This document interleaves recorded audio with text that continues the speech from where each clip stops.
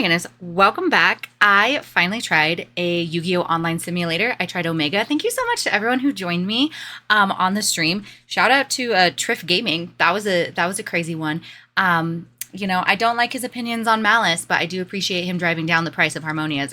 Anyway, I wanted to yap about what I think about simulators now after having tried one. Also, it's the end of the month, so obviously Konami mandated shower. Make sure you schedule yours if you haven't yet. But yeah. Let's get into it. Let's talk about Yu-Gi-Oh! Online simulators, specifically what it was like to play on Omega.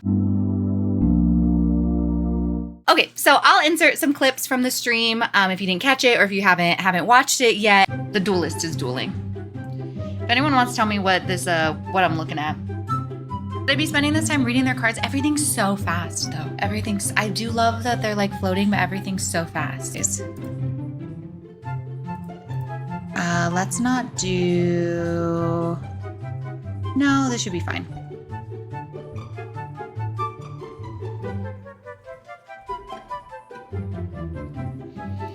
What happened? I ran out.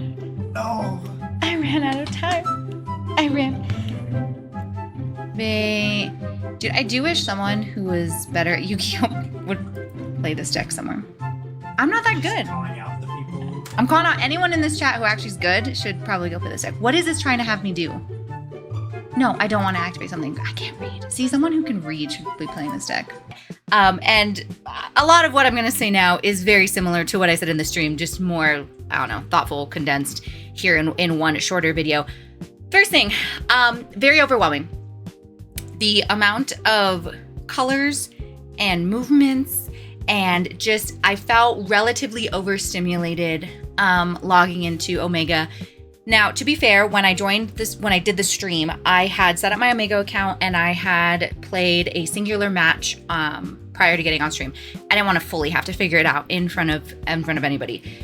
But even then, take away the fact that there was people perceiving me play, which definitely added an element of nerves to the whole experience. It was overwhelming. There's a lot of lights and there's a lot of colors. And like I said in the stream, it reminded me of the first time I ever watched a game of League of Legends. And I was like, what is happening? Like, how in the world do you know what's going on in this? And I just know it's going to take my brain a little while to really be able to cut down on the noise of this type of online simulator. Again, I've only tried Omega. I haven't tried Master Duel. I haven't tried Duel Links. I will also, like, I guess probably important to know about me is that I am diagnosed autistic and just in general, and the anxiety disorder, just in general, my brain struggles to cut out non-important information, like especially when I get sensory overwhelmed. I'll hear the fridge hum. It's the same fridge. I've been in the same house with the same fridge for years, and my brain will just be like, let's focus in on the fridge humming, right? Like, let's hear the sound of the electricity. And so, let me know if you also, when you first did Omega, or if you've never tried Omega, if you try Omega, if you also felt sensory overwhelmed by the amount of stuff going on. That might just be a unique to the neurodivergent brain that I have. But the main thing was I definitely felt overwhelmed by all of the colors and floating things and the glowing and the text flashing across the screen, and there's red text and there's white text and this is glowing and this is glowing and this person's going, and do you want to ash? You can ash. Do you want to ash? Should I ash? I don't know. I guess I'm just going to click the check mark and we're just going to ash. The chess style timer is the second big thing that I have thoughts about with Omega. While I understand needing to keep a rate of play, and again, let me know if any of you feel that by playing online sims like Omega or any online sims that have timers, you have felt like you have increased your rate of play. Because I do think it's important, right? It's important to be able to make decisions quickly. It's important to be able to increase the rate of play, especially I feel like with online simulators where you don't have like a judge there or someone there to like, or even me sitting across from you to be like, can you please advance the groom state? Like, it's important, right? But I don't know what enough of the cards do. And this was my whole reason when I first ever started learning Yu-Gi-Oh! I have avoided sims. I'm a year in. I have not touched a sim, like actually played a game in a simulator until yesterday. Apparently, when I logged in yesterday, I saw that I did have my Yummy deck built. So I think there was this like, oh, I would like to play Omega. Actually, I do remember what happened. I had the thought, right, because I was getting feedback from people who were like, oh, the way you can get better, get a lot of games in is by playing Omega. Made the account, watched someone play a game, and I was like, there's just no way. Because at that point, I knew even less what certain cards did. So I am realizing that in Omega there are certain decks that I've seen multiple times. People are playing Branded, people are playing Malice. I know what Malice does. I have a decent idea of what some of the Branded stuff does. There was this red, I don't know if it was Archfiend. It has like the big purple elephant as part, and it has the little bird, and then it has like a quick effect, and then there was another bird. There was Archmage. I didn't know what Archmage was. I don't know what that bird was. But basically, because of the timer, I did not feel like I had time to fully not only read but process and comprehend what that person's card did. Reading a Yu-Gi-Oh card and comprehending what it does, it's like it takes a skill set, and I read real good. Okay, but I do also think the stress of streaming it and perception. Also, I ended up playing later that night off stream, and I felt like I did much better when I didn't have the stress of being perceived. But I still didn't necessarily know what was going on, because I don't feel like with that timer, you can read what the opponent's card does. And on top of that, if something is ashable, ghost bellable, if you can respond with a hand trap, it glows in your digital hand. So it also takes away the thinking of like me having to know that card can be ashed, and I feel like where I am with just starting playing Omega, I'm not making the choice to ash it. I'm just like overwhelmed. A bunch of things are flying on the screen, and I'm having to click check mark or X, and then it's like the ash is glowing, and I'm like, sure, we'll just ash that one, especially if I don't know what it does. I do think that for me, I should be a diligent student and look up the cards and try to understand the cards. And I do think to test myself, because it would be really cool to get to that level of play where I know what my opponent's cards are doing, and I can start mindfully thinking about what they're doing and where's the best place to interrupt them. It's just a lot. Third big thing that I learned or want to talk about from Omega was the misclicks and types of choices you can make. Did you know you can't flip a link monster face down? I think I knew that. I think somewhere in this little rat brain, that information existed. But I'm playing last night off stream, and I'm playing against Sky Striker. And I look over at my boyfriend. I'm like, good thing Camellia is an ignition effect, because I'm about to snow that card. Get flipped face down. And then the Camellia activates her effect. And I'm like, wait, it's not a quick effect. How did that happen? And he just looks at me and he starts giggling, and he's like, you can't flip Link Monsters face down. I have not committed that to a memory, I suppose. And so like, you can't take it back, right? That was another thing I had asked him. I was like, wait, I said I was going to activate this. Can I be like, no, thank you. I will say that is a positive. I'm going to keep playing Omega. I don't know, like, spoiler alert, if any of you are like, damn, she hated it. No, I actually have kind of been like wanting to play more. Like, I woke up this morning and I played some Omega, and I was debating streaming today more Omega, but like, alas, life, I have like actual things to do. And then I was like, oh, I could do it tomorrow or maybe Saturday. Like, you're going to see me playing a lot. I'm planning on playing a lot. I did like it.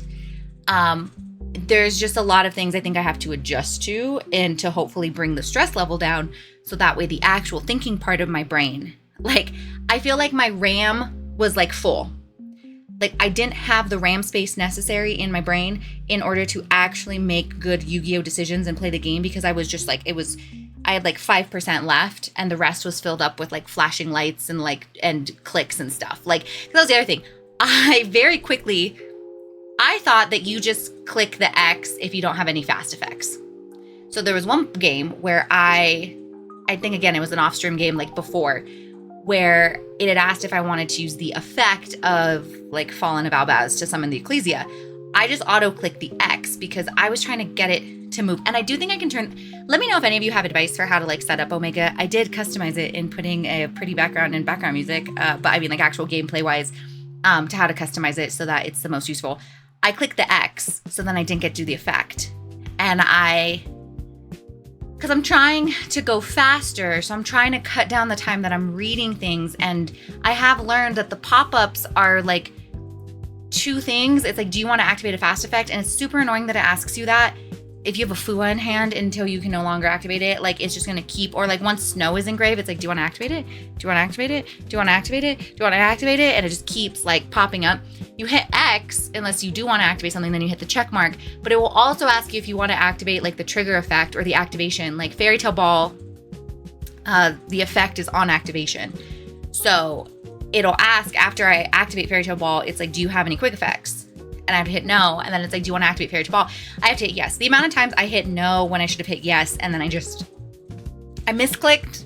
Like I just didn't do the effect, or the amount of times that I thought something like I was going to be able to flip a Link monster face down only to be reminded that that's not a thing. Or that I like said, yes, I do want to activate an effect. And sometimes you can back out. Like, I think like if you wanted to Ash, but if you activate a specific effect, also figuring out how to do the chain was a little tricky, because there's a couple times where I'll have like 3 things on the chain, because I'll have Weaver, Negate, Snow, Flip, Once Upon a Fairy Tale to set, and then trying to like click what to click, and then remembering what I renamed Prince of Fairies, because stuff that gets like, if it gets negated, it has like the no on it, but like it's a different platform for the same game. And I know my brain, I know how I learn, I know how I know me. Okay, I know myself. I've been around since the 1900s. I'm very aware of how I function. And I knew that getting into an online simulator while trying to learn paper Yu-Gi-Oh, in-person Yu-Gi-Oh, I think like the best comparison I could make is if you play Call of Duty, there's skills that are going to transfer over into Fortnite, but it's not the same game.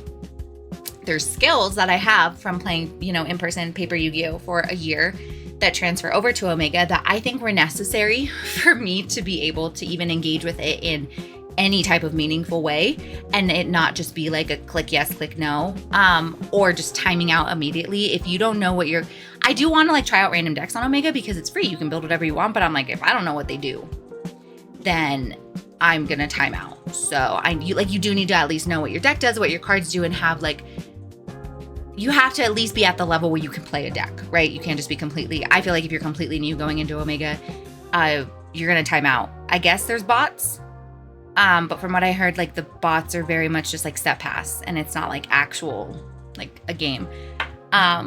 So a lot of skills transferred, but it's not the same. I do prefer in-person Yu-Gi-Oh, but like I've said a lot of times, like my ability to go to locals very regularly is impacted by just getting burnt out by the amount of like socialization and being out and being around people. So I think Omega is a great way for me to get in a lot of games. I just want to make sure that it's actually beneficial. I want to make sure that I'm not just playing a bunch of games of Yu-Gi-Oh and then I have nothing to show for it. I guess the thing I could have for show for it is like if I have fun, right? Like, okay, I'm a performative high achiever person. Let's remind ourselves that having fun is also something that you can, achieve, and it can be a benefit. But I would like to become better at the game of Yu-Gi-Oh, and I would like Omega to be able to help me do that. I just need my brain to not be like feeling like I got shoved inside of a Chuck E. Cheese, because that's kind of what I ended up feeling like for most of it. And add in the perception of streaming. I think the more I stream, obviously the more I stream, the less like nervous I'm going to be about being perceived. But yeah, overall, again, like thank you to everyone who joined. I will be streaming more. I am going to work up to playing against people on Omega. I think that would be really fun. I think it would be most beneficial to have to be in a Discord call with somebody. But that, unless you're like a very close friend, it's the anxiety of doing Discord calls. I do want to try to set up a remote bracket in my Discord. If you haven't joined my Discord yet, the link is in the description. I've been saying this for like maybe a week or two now, and I'm starting to feel kind of bad that I haven't actually like manifested the remote bracket. It'll happen. It'll happen eventually. I really need to like look at schedules and try to make sure that I have my emotional support people to also play in the bracket with me. But I also want to do remote duels in my Discord as well. I think just trying to get in more games and be better at the game. I often feel like with Yu-Gi-Oh, I have knowledge that should help me be good at the game, but then it's like the decision making and the processing and like the storage space being full. And is there a rank? Like, I know there's ranked in Omega, but like, what should I be shooting for? What's my end of summer goal? What rank should I be? I have till like the first week of August. So what rank should I be by the first week of August? Because that's the other thing. I'm a teacher on summer break, so hence like the streaming. Try to keep it up during the school year, but I'm not making any. I'm not even trying to think about the next school year, y'all. We're in summer mode. But yeah, those are my thoughts on online simulators. If you think I should try out other ones, let me know. Master Duel, I said in the stream, I feel like I'll end up spending a bunch of money on it because your girl is not known to not say yes to a little treat, even if that little treat is some online cardboard. So I know Duel Links is one. Dueling book, I think, seems a little like that's too manual, like me having to, like, I feel like I have to even know more. But yeah, those are my thoughts. Let me give you the boy. Alphonse, come here. Want to say bye to people? You know what I should just start doing? I'll just like film him on my phone, and then let me get my feet out of there though. We're not that type of channel. Alphonse, say bye. I'll put him in an overlay, because sometimes the little man, you can see where he lays when I'm filming. That's where he lays. He's so squishmallow bed. Oh my gosh, there's me. There I am again. Oh my gosh, I am again. Oh, let me show you. Sorry. I got in my overframe OCG cards, and I framed them. Isn't she gorgeous? Man, the quality on this probably. Yeah, look how pretty that looks. And there's Alphonse. Okay, catch you on the next one.